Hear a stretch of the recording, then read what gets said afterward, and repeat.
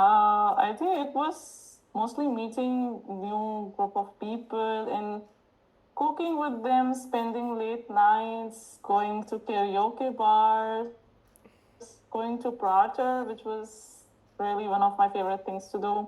Going ice skating, the Christmas markets, everything. It was absolutely wonderful, and it was so pretty there.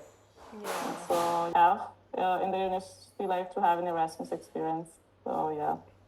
So, Erasmus is a university student program in Europe in which students can go for an internship program or for the study program in some other university in Europe. So, It took me about 2 months to get a confirmation from them because this is something very important. yeah. And the important factor which will decide if you are going to attend your Erasmus or not. Because if you don't have an accommodation, then you cannot go that Yes, year, you I guess. cannot So go. Yeah. Hi Vedahi, how are you today? I'm good. How are you? I'm good. So, you recently completed your Erasmus and you're back from Vienna. How was your experience? How was your Erasmus experience? It was a really wonderful experience and something that I had been looking forward to. And yes, it was really nice. I was there for the winter semester, which was I think the most beautiful one because you get to visit the Christmas markets. The city is light up in it's light up beautifully. So yeah. Yeah, the fall, the winter time in Vienna, yeah, it's really visiting worth it. So, for your Erasmus, when did you start your Erasmus? I started it in September 2023 till the end of next year, end of January in 2024, for End of 5 months. So it was for one semester. Yes, yes, yes. So, what is the most memorable part for of Erasmus that you take with you, that you took away with you from Vienna? I think it was mostly meeting new group of people and cooking with them, spending late nights, going to karaoke bars, going to Prater, which was really one of my favorite things to do. Going ice skating, the Christmas markets, everything. It was absolutely wonderful, and it was so pretty there. And Yeah. so yeah, that's something that always keeps reminding me that this is one of the best experience students should have in their university life to have an Erasmus experience. So yeah. So for you, how was Erasmus? What were the steps that you had to take to come to this university in Vienna? So during that time, I was studying already in Europe, in Sofia, Bulgaria, Yes. and I started Yeah, my. I think first we can go with your introduction. Like, where are you based right now, and which course you are studying? Mhm. So I'm based in Sofia, in Bulgaria, and I started my bachelor's degree there in 2020 with a major in international economic relations. And I went for an Erasmus exchange in my fourth year in the seventh semester. And yeah, for if we talk about the step-by-step procedure, so it starts with you applying at your host university for the Erasmus program, and then there's a selection process between all the students who are applying, and you have to choose two to three countries where you would like to go, and based on your transcripts and your motivation letter, they select you and allot you the universities where you would attend your Erasmus. Then the next step involves looking for an accommodation, the administrative things, submitting the documents, choosing the subjects and making the learning agreements. These are the steps that comes after. It sounds really easy, but it isn't. It takes a few months to figure out everything. And yes, I started my application process in February, and I had to start my semester in September. So I needed a few months to get confirmations from everywhere. Uh, for the accommodation, it took me about 2 months to get a confirmation from them because this is something very important. Yeah. And the like the important factor which will decide if you are going to attend your Erasmus or not. Because if you don't have an accommodation, then you cannot. Me in my university, the process was a little different because we didn't need a motivation letter. For us, Mhm, maybe the seats were more because, you mentioned that in your university it was based on merit. In my mhm, university, it was also based on merit, but I think my university had more seats. So almost mhm, everyone who applied, like let's say 7 out of 10 people, got the confirmation that they are selected. Only a mhm, few with, for the people whom subjects did not match or they had some issues, they were not mhm, selected. Or those mhm, who had very poor grades, they were not selected.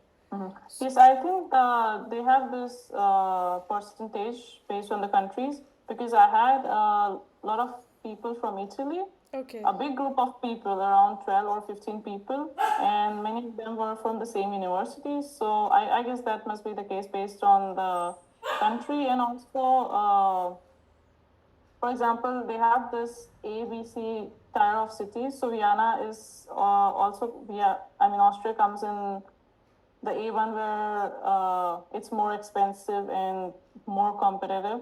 So yes, so I guess that these are also some of the factors. Yeah. Okay. So after you submitted the application in your host university, what were the steps that you had to do ahead? I had to contact the host university to see the availability of the subjects. Also, with my university, the thing is that we had to select the same subjects that I would study in my home university.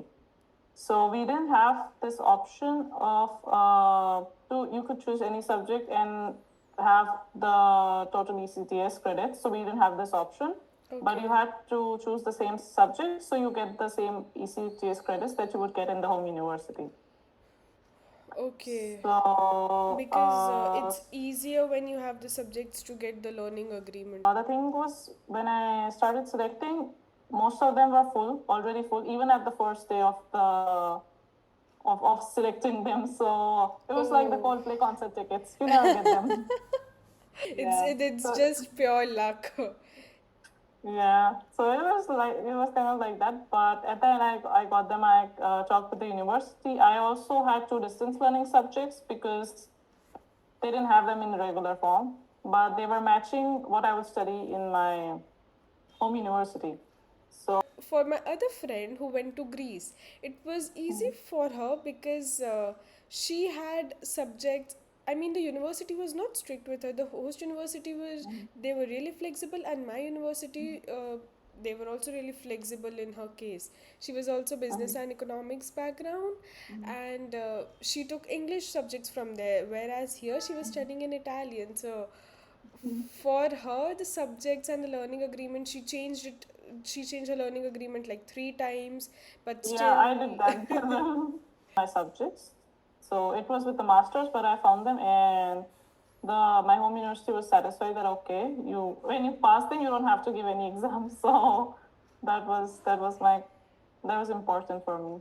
So yeah, that was one of the major steps. It took me about a month plus to figure out the subjects, Okay. and yes, then it was with the accommodation. For that also, it took me about a month plus Okay. to get a confirmation from them. And these were the two major steps. And after I got clear with my accommodation, my learning agreement was finalized. I got my insurance. I had my travel tickets. So I applied for my visa Yeah. because Bulgaria was not in the Schengen at that point of time. So, as international student, I couldn't travel with my residence permit from Bulgaria. Yeah. Because So, but for three, yeah, but in Schengen we can stay for 3 months outside. Uh, mhm, but for Erasmus, the period is longer? The visa process was quite smooth. I took an appointment from them and I submitted all my documents. And I got my visa in 12 days, which was really quick because it was a D visa. So, Remember, how was your experience coming out of Bulgaria? How was Vienna different for you? so I landed on the first day here, and I saw a lot of students with their bags, and it was like a moving day, and it was very exciting. Mood and the student dorm authorities were the staff was really friendly. They offered us a welcome package, like some candies and some toast. Yes. So, how much funds did you get from your home university in Erasmus program? For 1 month, it was 600 euros.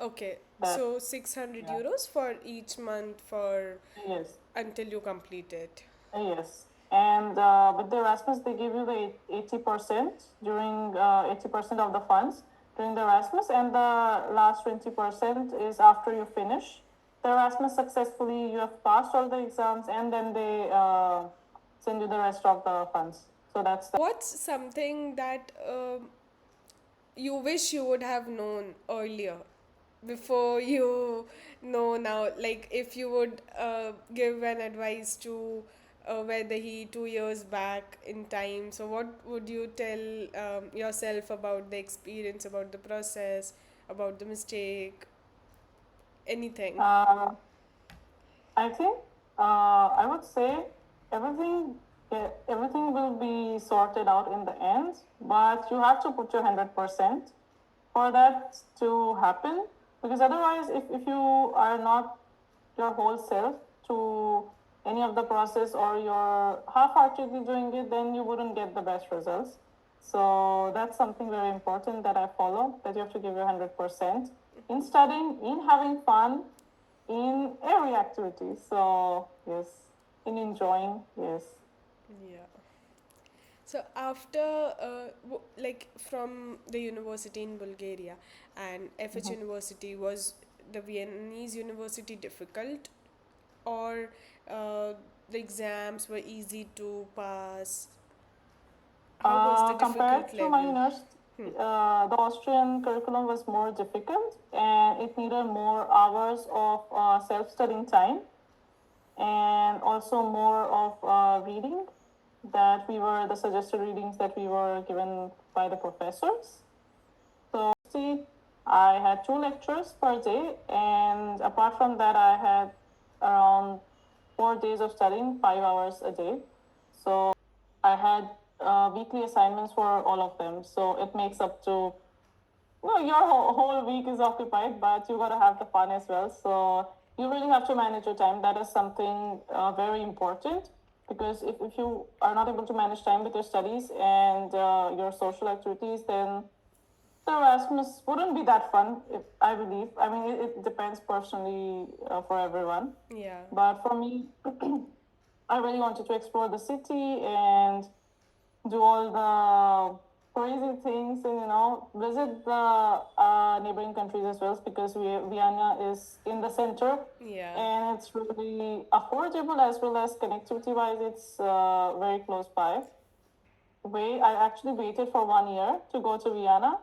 I applied in 2022, but there was no spot there because it was already filled. So I applied again in 2023. I think Vienna was something that a city that was, I don't know, really calling me, and I was really determined to have my Erasmus there. From what I've heard and seen about the city, how beautiful it is. So yes. So, architecture, public transportation, people, because Mhm. there's a huge international crowd, and then students, university, everything is it's magical. Yes. And when you are there for the winter semester, you get to see all the Alps, the Christmas markets, everything. They really put huge effort in decorating the city. Hmm. So I still remember in Stephen's class there they had this small hearts that were, like, it was kind of a balloon, or I don't know. It was like lightings, but they were flying in the air, and it was really magical. It was really pretty. And the skating ring, absolutely. I would go anytime to be there. I really love the city. What were the challenge that you particularly had to face during your time? It Like, was for me, as I was already staying in a European country, so to particularly adjust in Vienna, it was much easier. It took me about 2 weeks, and I was okay. I'm Viennese now. It was it was really quick. But apart from that, I think managing my time was something. It was I really had to put the effort and not take it lightly. Just okay, it will happen. Not something with that approach, yeah. but really have fixed schedules for my studying and for the social activities that the university was conducting with the ESN network. So yes, because it's also important not to just study, but also meet with the new people. They are coming from all over the world. I had people from India, from Korea, from Philippines, Vietnam, all over the Europe, and yeah, it was just really interesting, to see how different perspectives people have, and yeah, and they uh, really make you feel welcome. So that's really nice. They were really warm, and everyone was really emotional when the rest was finished. So that tells you that it was a good one. Yeah. Yeah. Everyone who I have talked about Erasmus in Vienna, they are like, this was the best decision I made. Yes, absolutely. That's really true. um, in the end, would you like to say anything like some advice apart from time management that you would like to give to the audience, or the motivation letter tips that made your application stand out and you were selected in 2023? For the motivation letter, I think it has to be something that is really important to you, and not something with just the chat GPT language, not that, but something that you really want to achieve after you have this Erasmus. For me, it was I was looking forward to have a master's degree in Vienna, and to have a exposure before you actually started. That's why I took an Erasmus there, to see how everything is, and to fix on my options that I really want to study there from a master's degree. So that was one of the main points for my motivation.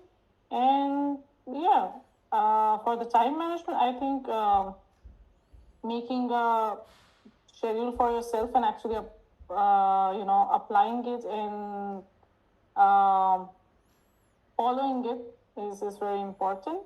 And to separate out tasks, for your day, that you have to do them. And I think to take out time for yourself is very important, so you don't get burned out.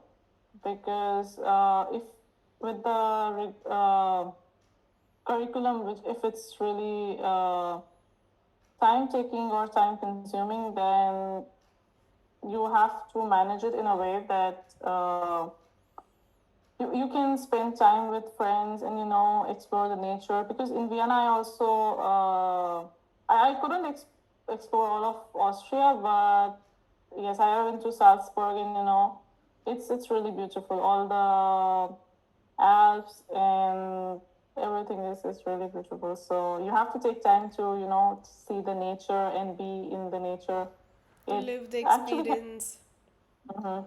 Yeah, it actually, takes out the creativity in you, and it's something very important to have the creativity in yourself. And yeah, if when you're in the nature alone with the fresh air, the silence, it really helps.